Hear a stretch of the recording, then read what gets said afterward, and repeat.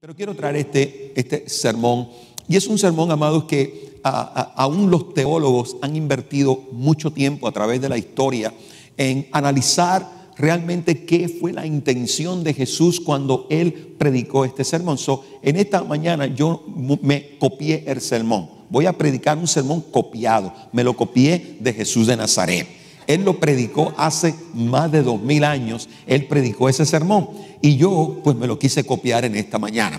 Y muchos teólogos han estado analizando esto y han dicho muchas cosas, pero verdaderamente esta porción de la Escritura me asombra porque es un llamado que hace el Señor preparando a una generación de creyentes, no tan solo en aquella época, en aquel momento, sino preparando una generación de creyentes que vendrían después de aquel grupo de personas que estaban delante de Él. Hablo del Sermón del Monte, el Sermón del Monte. Entonces, amados, es de inspiración para mi vida poder repasar con ustedes, y yo sé que va a ser de inspiración porque nos van a mostrar algo interesante, el por qué Jesús predica un sermón como este, el cual este sermón causó una gran conmoción en medio de aquella comunidad y sobre todo causó una gran conmoción en medio de los líderes religiosos de aquella época, porque este fue un mensaje que se sale completamente del marco de la religiosidad para comenzar a aplicar el principio bíblico, aquello que llamaban ellos ley, aquellos que ellos obedecían por cuestiones de sacrificio. Ahora el Señor lo traduce en un lenguaje el cual el hombre utilizaría esos principios para modificar y transformar su vida.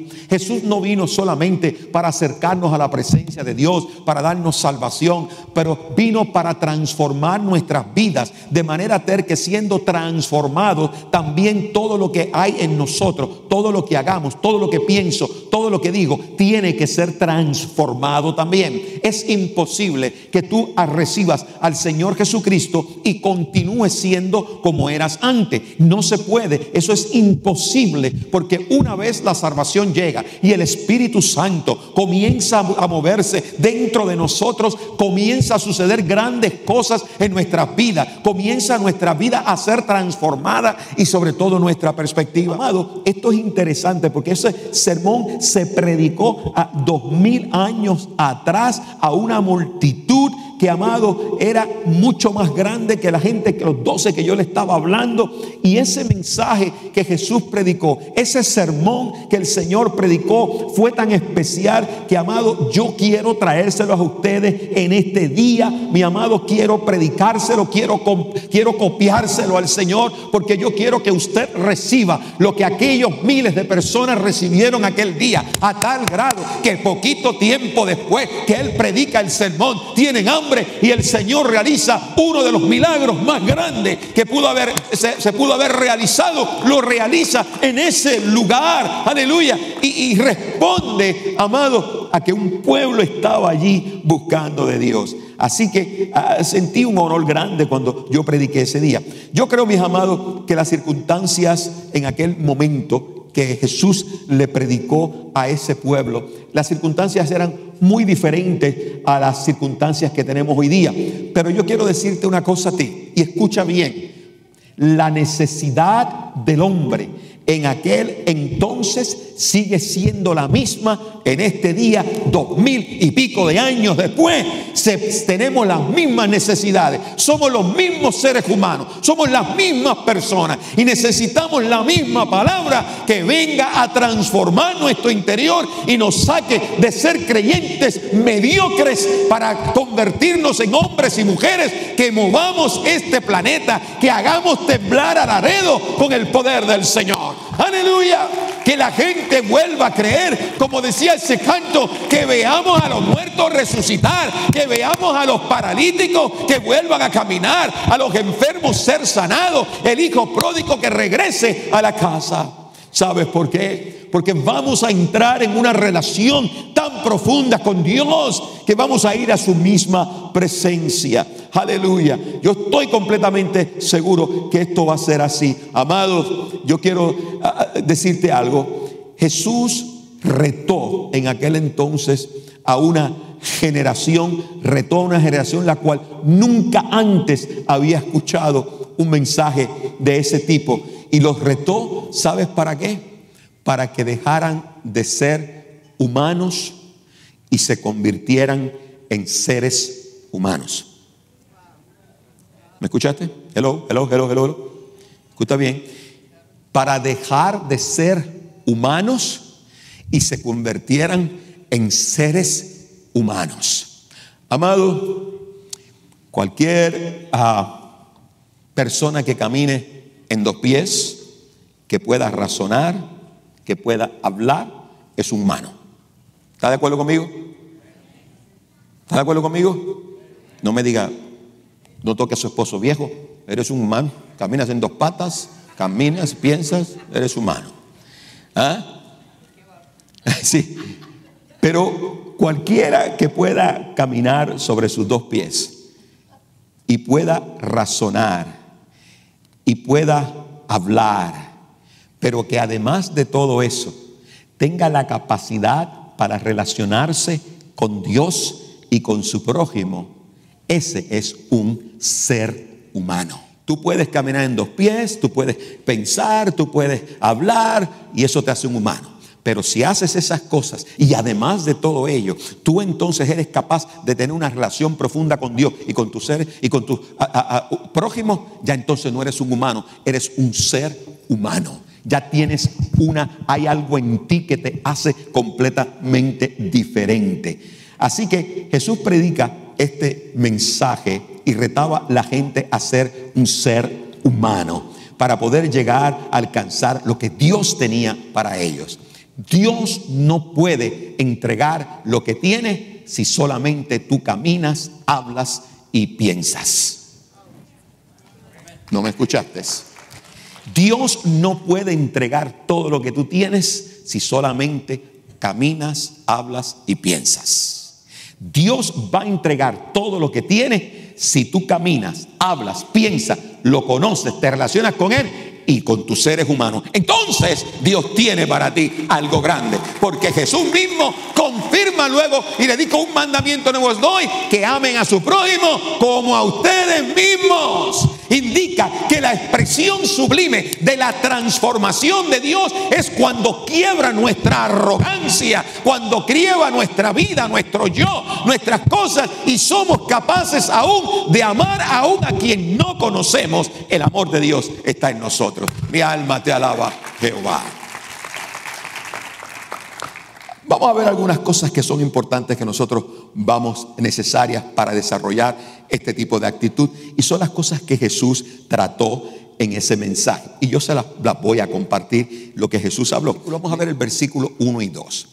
Viendo la multitud, subió al monte y sentándose vinieron a él sus discípulos. La próxima que sigue dice: y abriendo su boca, ¿qué hacía? ¿Qué hacía? ¿Qué hacía? Les enseñaba.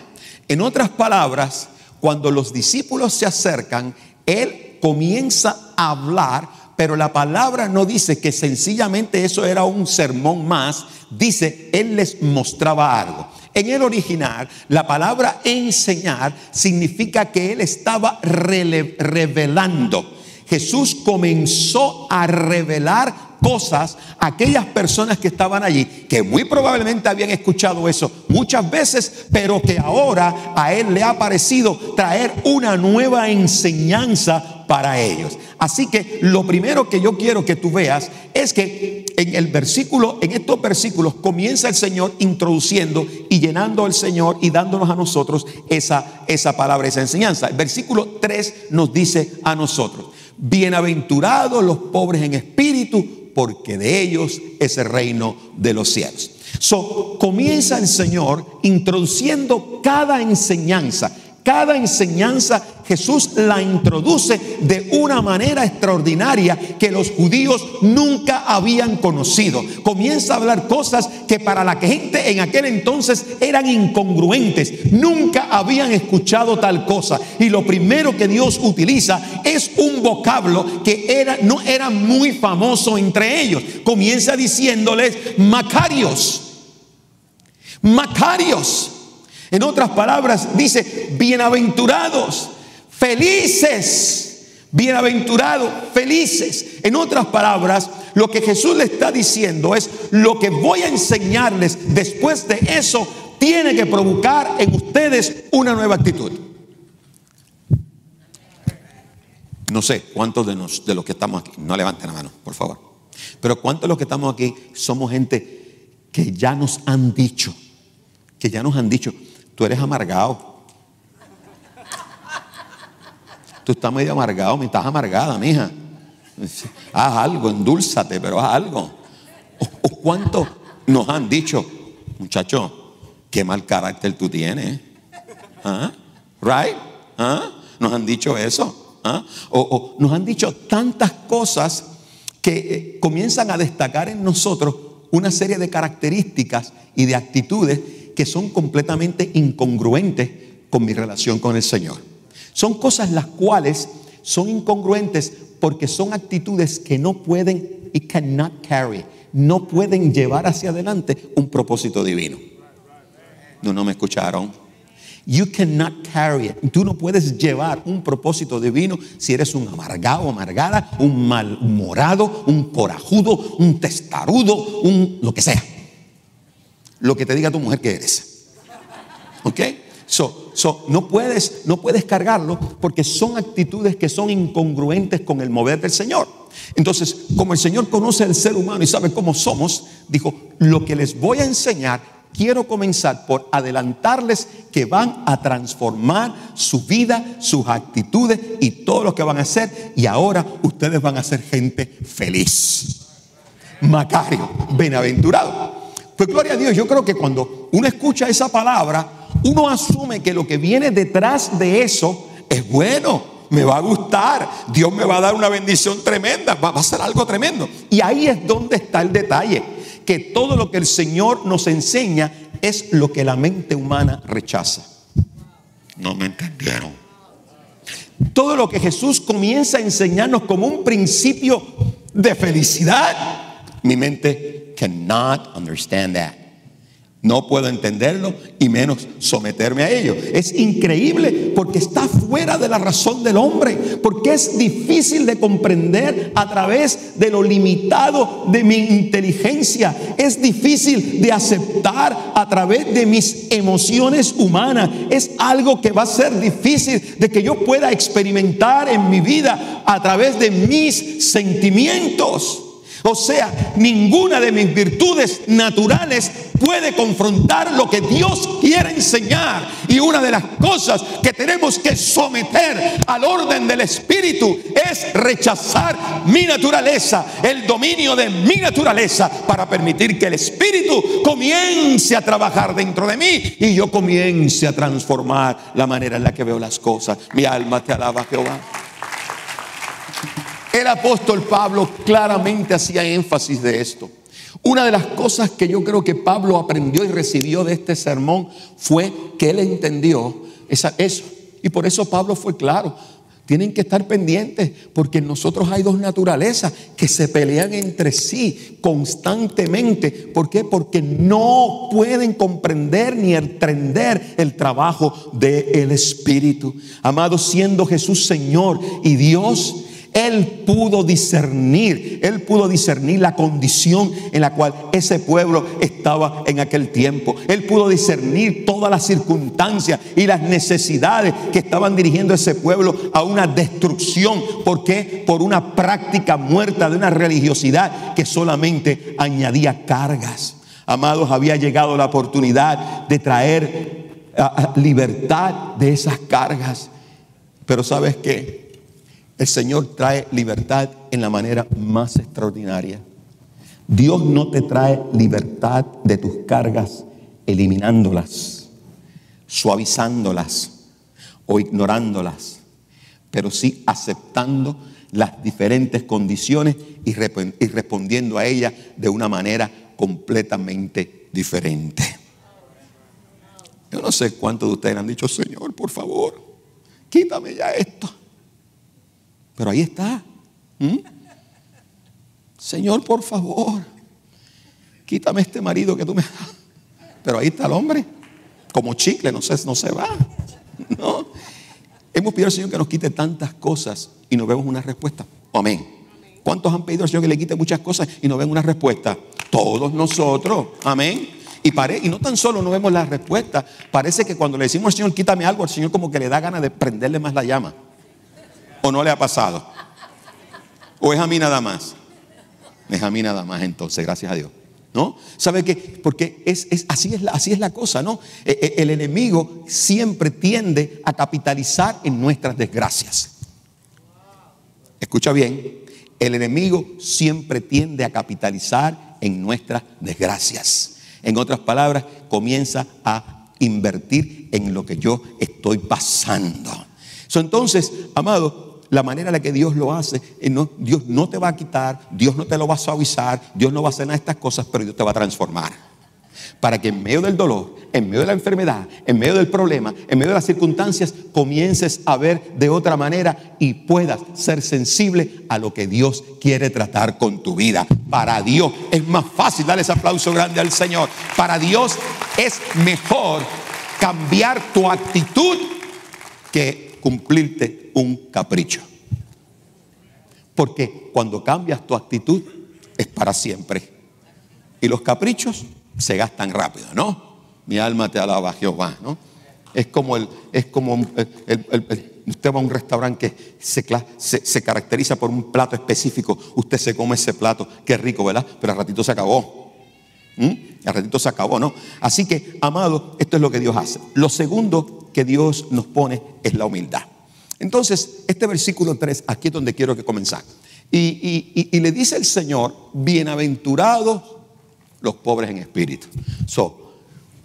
Macarios, todo el mundo está, yes, felicidades, los pobres de espíritu. O sea, cuando tú le dices eso a un montón de gente que son pobres, no le estás diciendo nada. ¿Cierto o no es cierto? Cuando ella, una gente que es pobre, diré, bendito Señor, pero es que tú no me puedes hablar a mí de pobreza porque vivo en la pobreza. Realmente es incongruente al pensamiento humano. Le dice, y le dice, bienaventurados los pobres de espíritu. Dice, felices son los pobres de espíritu. Pero hay una razón. Y la razón es porque de ellos es el reino de los cielos. Pero ustedes dicen amén, pero eso que está escrito ahí, it's weird. Está como raro, ¿no? O sea, bienaventurados los pobres de espíritu. Y después me estás diciendo que el reino de los cielos es mío. I'm poor and then I own the kingdom. What's wrong with this? No, mi amado, porque lo que Dios quiere que tú sepas es el significado del reino de Dios. Y las bendiciones del reino de Dios. Es lo que nos está diciendo. Mientras estés en este planeta, tu actitud es importante, porque las bendiciones del reino de los cielos son tuyas en esta tierra. Mi alma te alaba. Oh, gloria a Dios. La autoridad del reino de los cielos es para ti ahora. Tu autoridad, la autoridad que nos dio el Señor para enfrentar las circunstancias, para tener victoria sobre las circunstancias, no es un beneficio que viene de camino, es un beneficio que ya tú lo tienes. Aleluya, está en ti. Pero te dice que para ser acreedor a ello, tiene que haber en ti una actitud diferente. Y esa actitud te dice, bueno, que tienes que ser pobre de espíritu, ¿no? Así que, contrario a lo que comúnmente como seres humanos nosotros creemos, que nos habla de lo que es pobreza espiritual, esto no tiene nada que ver con bienes materiales, con posesiones materiales. Tiene que ver con otra cosa, tiene que ver con actitudes. Aleluya. Así que lo primero que nosotros tenemos, que Él nos enseña, es que la actitud que más se tiene que destacar en nosotros es la actitud de humildad. Es la actitud de humildad, de aceptación. Esta porción, amado, tiene que ver con una actitud tan especial que nos va a hacer sentir preparados en todo momento para recibir una intervención divina y no cuestionar a Dios.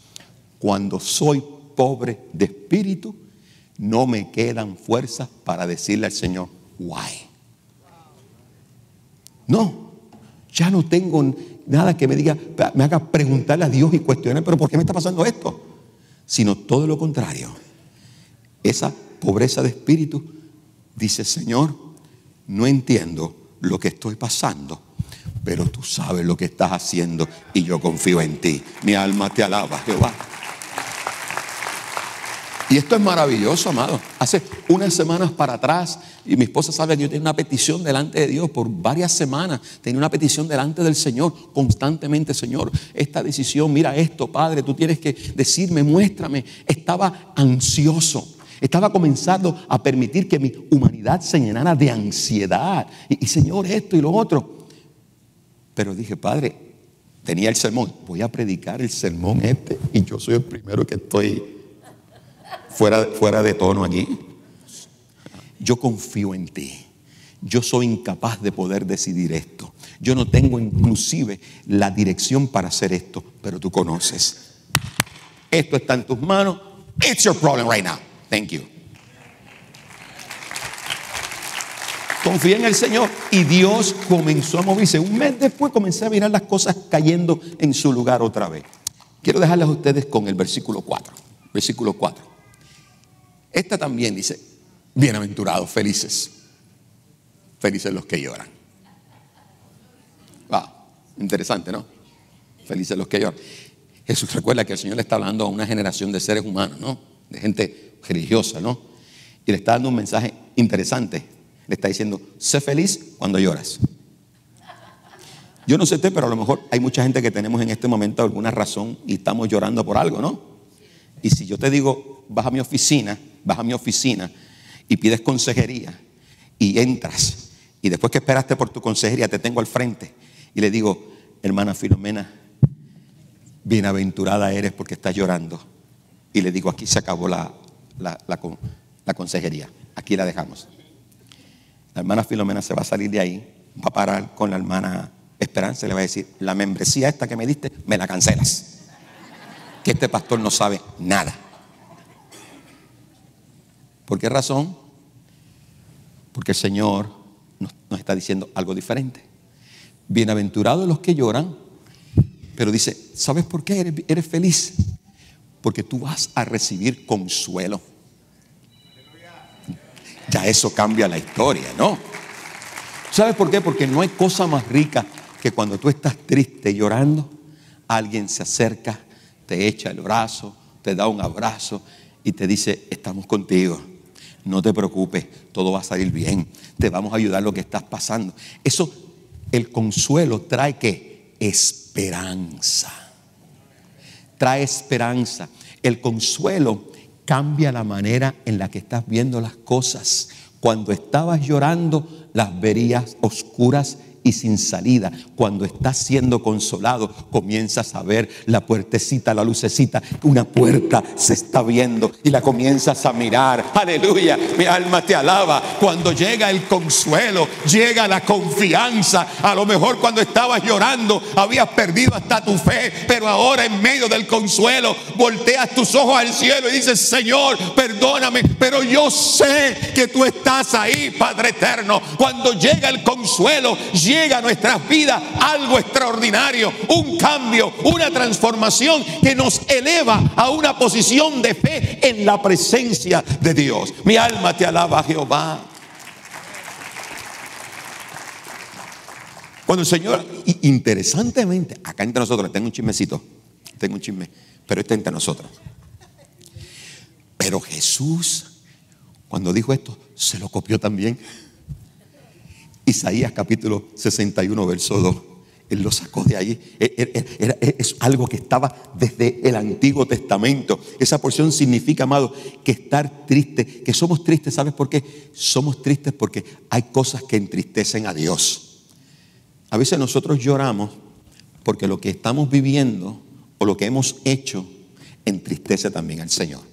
A veces lloramos por la manera en la que estamos enfrentando las circunstancias no es como Él las tiene planeado, entristece al Señor. Porque si tú estuvieras enfrentando y lo estuvieras resolviendo a una manera extraordinaria, entonces no necesitábamos a Dios. Pero las cosas que no puedes resolver y que intentas a veces resolverlas con tus propias fuerzas, son las cosas que te hacen llorar. A veces nosotros no lloramos por el problema, lloramos por el enredo que hemos hecho con el problema. No me escucharon, no me escucharon. ¿Ah? ¿Entendieron bien? A veces lloramos no por las circunstancias, lloramos por el enredo que hemos hecho en medio de las circunstancias. Mi alma te alaba, Jehová. Y ahí viene el Señor como buen papá a manejar todo ese rollo que nosotros hemos hecho. Amados, el pecado y las consecuencias nos rodean, nos adormecen, pero nosotros tenemos que salir hacia adelante en búsqueda de aquello que el Señor nos ha dado. Bienaventurados los que lloran, porque tú vas a recibir una consolación que te va a sacar de la circunstancia y te va a colocar en la victoria delante del Señor. Dale ese aplauso.